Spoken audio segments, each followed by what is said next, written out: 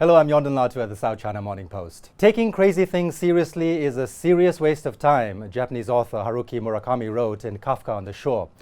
Is that going to be the philosophy of American voters when they elect US President Donald Trump to a second term in the White House next year? The latest Rasmussen survey puts his approval rating at a robust 51%, reflecting how all the escalating clarion calls for some sort of intervention and professional assessment of Trump's mental health mean absolutely nothing to his fanatical support base. And yet it's easy to give his detractors the benefit of the doubt when they raise the alarm over signs of cognitive disorder, pre-dementia, and even sheer delirium.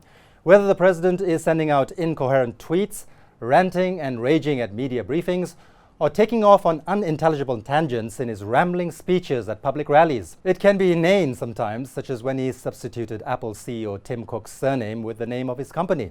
He first tried to walk it back with a cringeworthy explanation that he had actually said Tim Cook Apple, with the Cook part being pronounced quietly, then tweeted an even more fatuous clarification that he had quickly referred to Tim plus Apple as Tim/Apple as an easy way to save time and words. There's no similar algebraic formula to explain his struggle to say the word origin during a media session at the Oval Office when he questioned the Russia collusion investigation.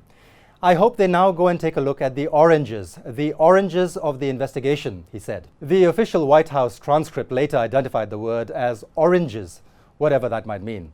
At the same session, while sitting next to NATO's Secretary General, Trump declared, "My father was German, born in a very wonderful place in Germany." It's not the first time Trump has made up a story about the oranges of his father, who was actually born in New York. But his penchant for pathological lying is now under the microscope in the context of his sanity.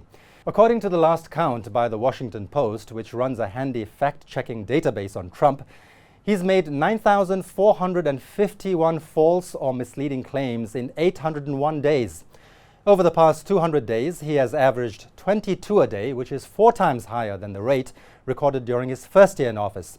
The problem is obviously getting worse. As Tony Schwartz, the author who ghostwrote Trump's biography, The Art of the Deal, puts it, the fact that most of us are constrained by the truth gives Trump a strange advantage through his complete disregard for it. There's no doubt it works with his voters who just don't care if he's lying.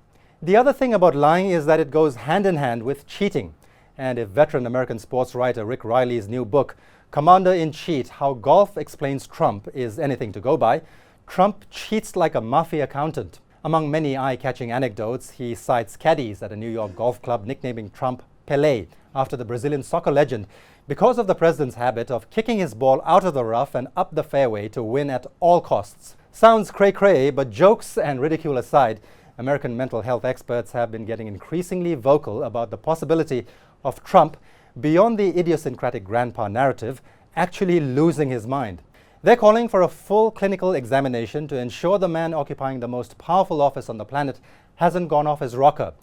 It doesn't reassure them either that he often feels compelled, without prompting or provocation, to talk about how very normal he is. Trump regularly boasts about being like very smart and a very stable genius. But as they say, there's also a very fine line between genius and madness. Has he erased it? Thanks for watching.